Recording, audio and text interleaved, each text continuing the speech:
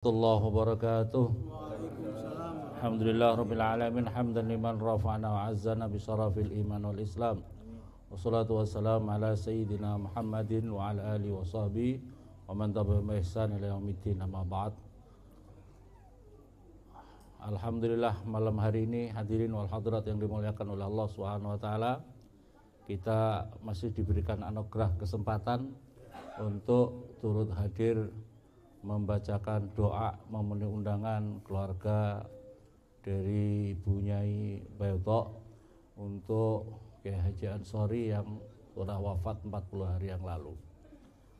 Hadirin yang dimuliakan oleh Allah Subhanahu wa taala, malam hari ini kita dalam dua suasana duka 40 hari ini dan juga suasana di lingkungan kita saat ini agak sedikit memanas ya.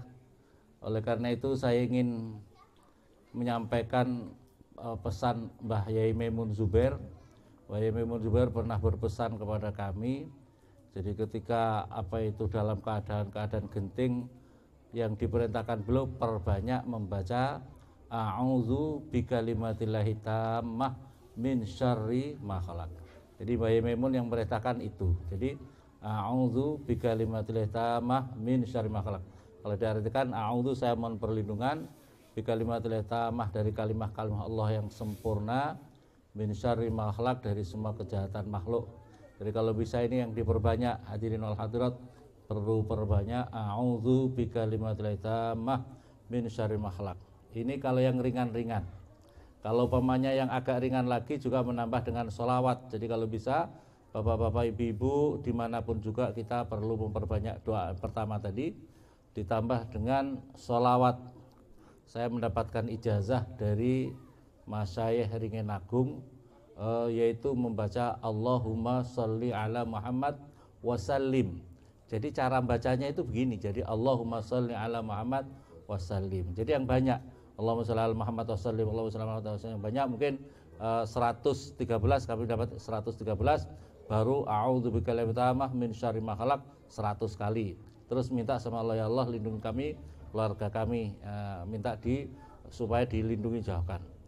Jika memang mampu bapak-bapak ibu-ibu, saya mendapatkan ijazah ketika itu adalah tahun 2000 ya, tahun 2000 Pak, ya, 2000 waktu itu genting-genting ya.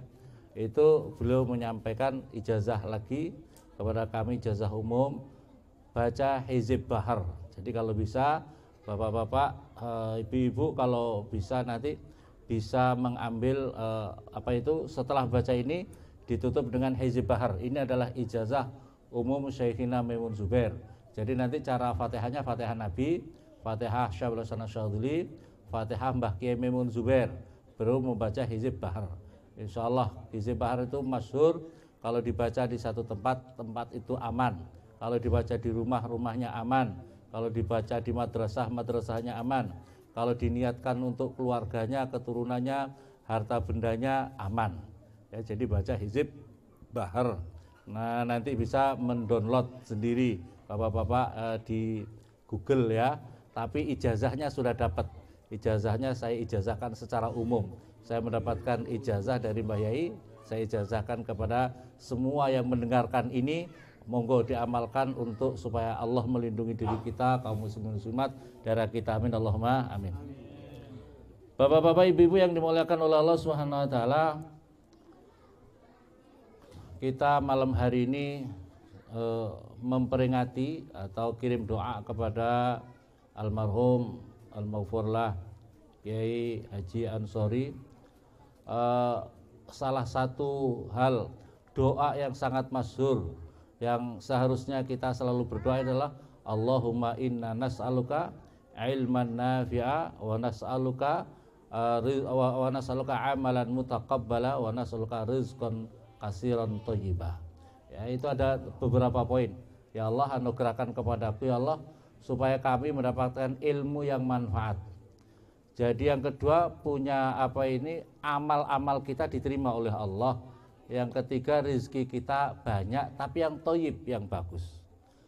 Tiga hal ini hadirin yang dimuliakan oleh Allah adalah menjadi kunci ukuran keberkahan hidup kita. Jadi ukuran rumah tangga kita, ukuran kita membangun rumah tangga kita, keluarga kita, itu barokah apa tidak, baik apa tidak, thayyibah apa tidak, ukurannya adalah 3 ini. Kalau dia punya ilmu, ilmunya manfaat. Kalau dia punya amal, amalnya diterima oleh Allah. Kalau dia punya punya rezeki, rezekinya yang banyak, yang thayyib, pokoknya yang bagus. Maka oleh karena itu hadirin yang dimuliakan, ini ukurannya. Maka kalau kita lihat ini alhamdulillah almarhum ini berkah ilmunya, hidupnya barokah. Sebab apa? Punya anak-anak, ini ada anaknya sudah hafal Quran. Di samping saya sudah hafal Quran. Masya Allah sudah memberi syafaat. Anak hafal Quran bisa memberi syafaat untuk orang tuanya. Kedua orang tuanya sudah dapat syafaat. Lagi kalau saya lihat di sini yang sering saya beri contoh itu Pak Haji Yunus. Ini hidupnya barokah, hidupnya barokah. Beliau itu Masya Allah putra-putranya ahli Quran, semuanya ahli Quran. Hidupnya barokah Masya Allah. Mencontoh beliau ini harus kita mencontoh orang-orang yang seperti beliau-beliau ini yang harus dalam kehidupan kita ini. Jangan mencontoh orang-orang yang tidak berkah hidupnya. Maka oleh karena ini penting kita harus punya manajemen rumah tangga. Kita harus punya manajemen rumah tangga kita. Sebab rumah tangga kita hadirin yang dimana rumah kita itu boleh mewah, boleh segala macam bagus. Tapi kalau rumah-rumah kita tidak diisi oleh orang-orang yang ahlal ilmu, orang yang senang ilmu, maka tandanya rumah kita tidak berkah. Rumah kita tidak barokah kalau anak-anak kita, istri kita, anak-anak kita susah untuk dididik menjadi orang-orang ahlal ilmu.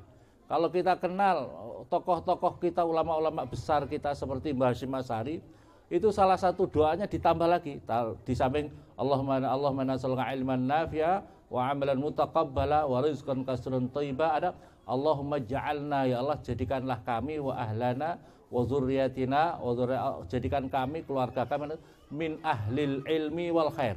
Jadikan kami keluarga kami min ahlil ilmi wal khair, termasuk orang yang ahli ilmu, ahli kebaikan. Wala taj'alna, jangan jadikan kami min ahli syarri wa dhair, daripada orang ahli jelek dan ahli membahayakan hidup dirinya, keluarganya, dunia akhirat.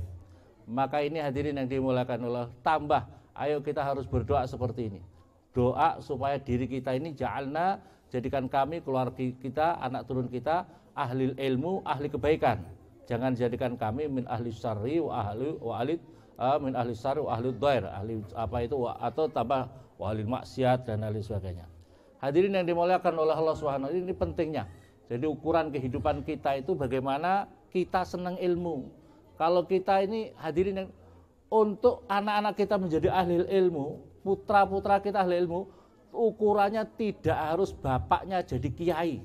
Hadirin, penting sekali nih. Saya perlu menyampaikan, jadi ukurannya anak-anak kita menjadi orang kiai atau orang ahli ilmu, ukurannya aku bapaknya enggak jadi kiai, aku ini tukang ojek, aku itu tukang apa begini. Bukan ukurannya enggak jadi kiai. Banyak sekali sekarang, banyak sekali ya, mungkin banyak ya, lebih dari 3 itu banyak. Ada ustadz-ustadz yang anaknya enggak ditaruh pondok pesantren. Itu namanya ustadz-ustadz gagal itu ya. Gagal apa enggak ini? Wah, ini turus, cara bahasa Jawa ini turus. Ustadz anak katanya ustaz, anak kiai, anaknya enggak bisa ngaji. Wah, ini muskilat kabir. Problem besar ini, problem besar ini, problem besar. Maka oleh karena itu tidak bisa menjadi ukuran untuk anak-anaknya kita menjadi ulama-ulama, penghafal Quran, orang ahli kitab. Tidak harus kuncinya bapaknya kiai, tidak harus bapaknya ustadz, enggak. Tapi adalah orang-orang tua yang senang ahlal ilmi. Bapak-bapak, ibu-ibu, hadirin, kita mengenal suatu contoh ya. Itu pendiri Pondok Pesantren Peloso itu Mbah Jazuli, Mbah Kiai Jazuli itu abahnya itu tukang kusir kuda.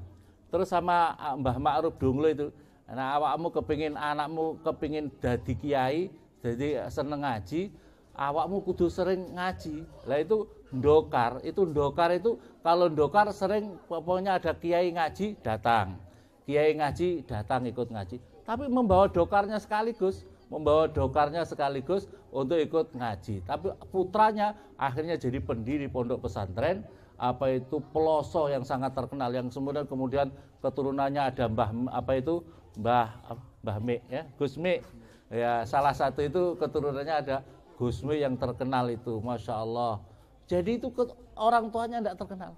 Kalau maunya jenengan lihat kalau di sarang, abahnya Mbah Zubair tidak terkenal kiai, tapi senengnya ngaji, senengnya sama orang ahlul ilmi luar biasa. Akhirnya menurunkan Mbah Zubair, menurunkan Mbah Yai Maimun, sampai putra-putrinya, cucu-cucunya semuanya menjadi orang ulama-ulama. Ini mondok di salah satu cucunya, mondok dan membantu di pondok cucunya Mbah Yai Maimun, Gus Rokib. Itu putranya Mbah Ubab. Mbah Ubab itu Masya Allah luar biasa. Ngalim, putra-putranya buahnya ada 14 ya? 11, ngalim kabeh. Top Masya Allah. Ya, ini salah satu barokah. Jadi ayo seneng ngaji, bapak-bapak ibu-ibu seneng ngaji, seneng ngaji dan seneng datang di tempat orang ngaji. Jadi kadang-kadang enggak kita sekarang ini, hadirin yang dimuliakan oleh Allah, kadang-kadang kita ini ora ahli ngaji, tapi ora seneng karo wong ahli ngaji, mencemooh sama orang ahli ngaji. Naudzubillah ini. Kalau begini ceritanya susah anak-anak kita menjadi orang ahlul ilmi.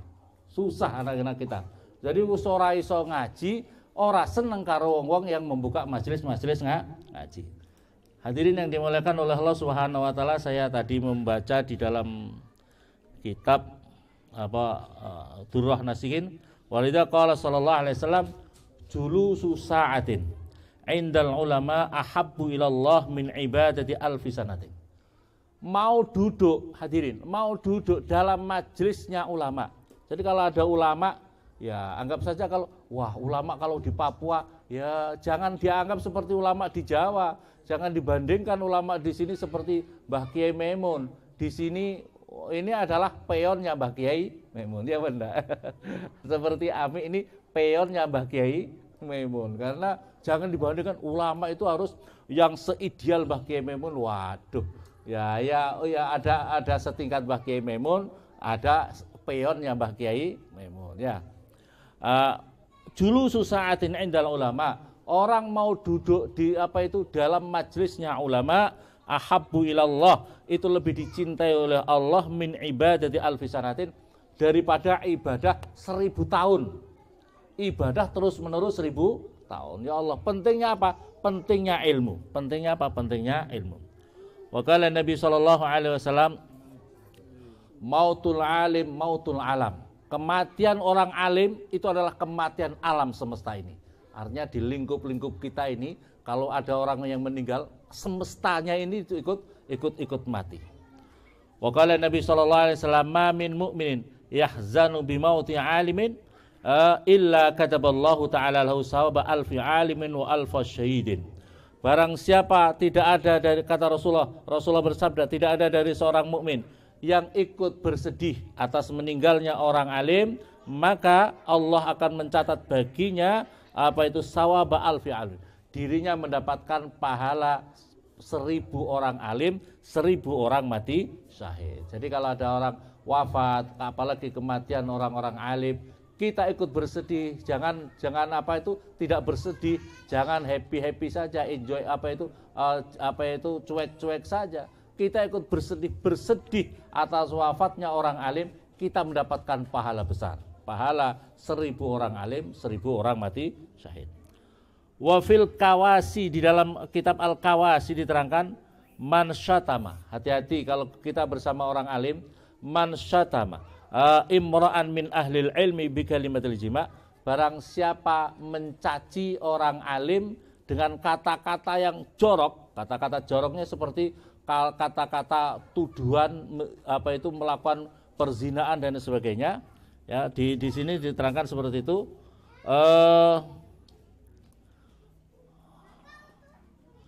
Yakfuru wa tutlaku imra'atuhu, maka menjadikan orang itu kafir.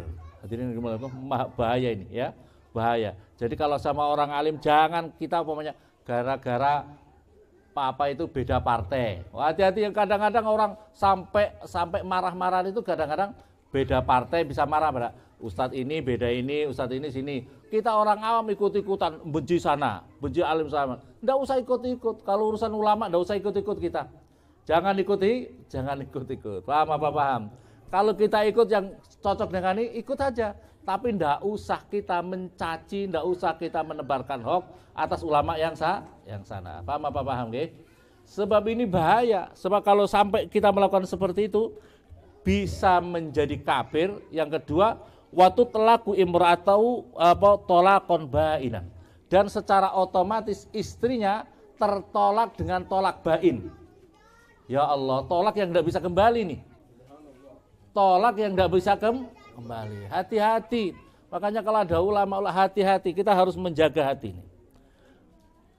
Inda Muhammad wa inda ahli fiqh. Seperti itu menurut Nabi Muhammad dan menurut ulama ahli fikih. Masya Allah.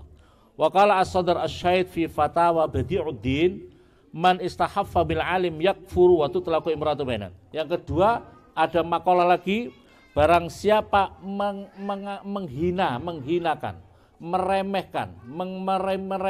menghinakan seorang yang alim, maka akan menjadikan sebab dirinya menjadi orang kafir. Sebab dan yang kedua tertolak istrinya menjadi tolak yang bain. Tolak yang bain lagi. Naudzubillah summa naudzubillah. Oleh karena itu hadirin yang dimuliakan oleh Allah Subhanahu wa taala, harus kita menjaga hati kita ini kepada orang-orang alim. Oleh karena itu hadirin yang dimuliakan oleh Allah Subhanahu wa taala, perintahnya Rasulullah kepada kita itu kun aliman au muta'alliman au sami'an wala takun rabi'an. Kata Rasulullah sallallahu alaihi wasallam, sabdanya Rasulullah, jadilah kamu yang pertama, jadilah kamu umatnya Rasulullah ini orang yang alim. Jadi perintahnya Rasulullah itu, jadi kalau kamu berupaya, upayakanlah jadi orang alim. Yang kedua, kalau kamu tidak menjadi orang alim, jadilah orang yang mau belajar, orang yang mau ngaji, orang yang mau datang di majelis-majelisnya ulama. Jadi kalau ada ulama-ulama, ayo buka ngaji. Ulama-ulama buka ngaji, kitabnya dibuka. Kitabnya harus dibuka walaupun sedikit, tidak harus mencari viral. Pokoknya yang penting ngaji. Ya, Ami nanti di sini ngaji, kitab apa di sini. Walaupun berapa orang, Kang Latif ngaji, pakai kitab. Kitabnya harus dibuka. Orang-orang santri, siapa lagi kalau enggak santri-santri yang bisa baca kitab? Harus, walaupun cuma 2-3 orang yang ngaji. Ya, walaupun 2-3 orang, enggak usah cari viral-viral. Apa gunanya cari viral-viral ya? Yang penting ngaji, Dan bagi orang-orang yang ini yang enggak bisa ngaji, mau datang di majelisnya ulama, Yang ketiga, wala takun rabi'an, atau pendengar saja. Kalau kamu enggak ngaji, kalau ngaji itu kan pakai buku, pakai kitab, ya. Kalau buku pakai kitab. Kalau kamu enggak bisa ngaji kitab karena kiainya ngaji hikam, kiainya ngaji tafsir Jalalain, kamu enggak bisa, kamu belum bisa ngaji kitab yang seperti itu, dengar saja, sempatkan, ya Kang Rozak, sempatkan. Kalau kerja sedinoe sempat 1 minggu saja bisa, masa 1 minggu enggak bisa untuk disempatkan 1 kali dalam untuk ngaji, ini keluarga wong sedan nih. Mosok ora pati seneng ngaji Kang Rozak. Kepingin anake sampean ngalim, anake seneng ngaji, anak-anake sampean kepingin pinter ngaji, sampean harus memulai seneng ngaji. Ngene mboten. Hadirin yang dimuliakan oleh Allah, wala takun rabi'an, jangan jadi orang yang keempat, fatahlik. Jangan jadi orang yang keempat. Keempat itu apa? Orang tidak ngalim, tidak mau ngaji, tidak mau mendengarkan orang ngaji, maka celaka kamu, hancur kamu, dunia, akhirat, hancur keluarga kamu, hancur keturunan kamu kalau kamu tidak senang ngaji yang keempat. Maka hancur kamu, hancur dirimu, keluargamu, anak turunmu, dunia, akhirat. Naudzubillah, summa naudzubillah. Wa qala Nabi sallallahu alaihi wasallam, ini peringatan untuk kita semuanya. Ihdaru salasata asnafin minan nas. Takutlah kamu, menjauhilah kamu kepada 3 tipe manusia. Kata Rasulullah SAW, 3 tipe manusia ini harus kita jauhi. Yang pertama apa? Hum al-ulama'ul ghafilun. Yang pertama adalah ulama-ulama yang lalai. Ulama-ulama yang lalai itu apa? Ulama-ulama yang lalai pernah nyantri, tidak pernah kemudian tidak mau mengabdikan ilmunya, ya. Pernah nyantri, tidak pernah mau mengabdikan ilmunya di tengah masyarakat. Itu namanya ulama-ulama yang lalai. Sebab lalai itu banyak hal. Sebab lalai itu banyak hal karena terlalu cinta dunia, cinta jabatan, ya, cinta memperturutkan hawa nafsunya. Ini kalau ada ulama-ulama macam gini jauhi. Ulama katanya pernah mondok pesantren, tidak pernah ngajar ngaji, jauhi. Ustaz-ustaz kayak gitu tuh jauhi. Ini Kang Hendro pernah mondok apa enggak jenengan? Ini model-model ulama model gini harus dijauhi nih. Model-model begini harus dijauhi. Ulamaul ghafilun, ulama-ulama yang lalai. Yang kedua adalah wal fuqara al mudahinun. Fuqara orang-orang fakir, tadi saya cari. Ini saya enggak disuruh, enggak tahu kalau disuruh ngaji di sini nih. Tiba-tiba suruh ngaji. Ulama al mudahinun. Mudahinun itu memang artinya itu mudahan, itu berminyak muka. Tapi maksudnya di sini adalah fakir tukang penjilat. Orang-orang fakir tukang penjilat, tukang menipu. Orang menipu. Sing penting wani piro, nggih mboten. Sing penting wani rono diwene, iya dukung. Sing coblos endi kok kabeh didukung iki rek. Nggih. Al fuqara al muda, ini orang-orang fakir tapi yang suka menipu, suka penjilat. Hati-hati. Ada apa enggak ya macam gini? Biasanya waktu-waktu pilpres, pilkada, itu biasanya agak banyak biasanya ya. Banyak. Yang berikutnya wal mutasawwifun al jahilun. Yang ketiga adalah orang-orang yang bergaya sok ahli tasawuf tapi bodoh-bodoh. Ngomongnya tasawuf, walah tapi bodoh. Hati-hati itu. Ulama-ulama ahli tasawuf sok bergaya ahli tasawuf tapi bodoh. Hati-hati, ini kata Rasulullah yang mengingatkan ini. Katakan, wah ini hakikat ma'rifat, bulughul maram tidak pernah hatam. Tentang hakikat ma'rifat segala macam, sulam safinah tidak pernah hatam. Tentang hakikat ma'rifat, Masya Allah, bidayatul hidayah tidak pernah hatam. Ngaji tafsir Jalalain tidak pernah hatam. Tapi ngomongnya sudah ma'rifat. Ya, sudah ma'rifat. Saya cerita sedikit. Dulu di Bongo tidak pernah saya cerita. Bongo itu ada cerita. Wah, ngomongnya dalilnya Al-Qur'an. Wah, aqimis sholata li dzikri. Dalilnya dirikanlah salat untuk zikir kepadaku. Jadi, salat itu sesungguhnya adalah perantara. Puncaknya adalah zikir. Kalau orang sudah dapat zikir, tidak usah sholat katanya. Waduh, bahaya ini. Aqimis sholata li dzikri, dalilnya begitu. Katanya dia sudah ahli hakikat ma'rifat. Wah, tapi tidak pernah sholat Jumat, tidak pernah kelihatan di masjid. Saya jawab, ada orang yang bertanya di dalam majelis itu, Ustaz, apakah adakah orang kalau sudah tingkatan tertentu itu tidak harus sholat berjamaah dan sebagainya? Saya jawab, ada, memang ada. Ada dalam Islam itu tingkatan tertentu seseorang itu kalau sudah pada tataran tertentu tidak harus sholat Jumat, tidak harus berjamaah. Adakah? Ada, yaitu ketika dia sudah menjadi muridnya iblis, saya bilang. Jadi muridnya Rasulullah itu tokoh ahli hakikat syariat ma'rifat. Rasulullah tidak pernah ninggalin Kalau yang ninggalin sholat siapa? Gerandong. Jadi ada orang ahli hakikat ma'rifat tidak sholat, muridnya gerandong. Naudzubillah, semoga bermanfaat untuk kita semuanya malam hari ini ya Allah. Semoga Papua ini hadirin, Papua ini perlu, kata cucunya Mbah Kiai Maimun itu, Papua kalau ingin damai, tenang, aman, maka harus di tanah Papua ini harus ada banyak jimatnya. Tanah Papua harus banyak jimatnya. Jimatnya apa? Orang-orang alim yang dimakamkan di tanah Papua ini. Seperti kalau di Jawa itu barokahnya tanah Jawa yang bagian selatan sama utara, mesti yang paling utama utara. Sebab apa? Makome wali songo itu kebanyakan di pantai utara. Jimate Pulau Jawa. Kalau selatan agak panas karena kurang wali-walinya yang dimakamkan di sana. Maka oleh karena itu kalau ada ulama-ulama jangan diformalin dikirim ke Jawa. Ya Allah, orang mati diformalin dikirim ke Jawa, lah podo karo burung mambruk di formalin ya. kasihan. Menurut saya itu kok kasihan menurut saya. Ulama-ulama harus banyak wafat dan dimakamkan di Papua ini supaya Papua menjadi damai dan tenang berkah ulama-ulama ini. Demikian kurang lebihnya mohon maaf. Assalamualaikum warahmatullahi wabarakatuh.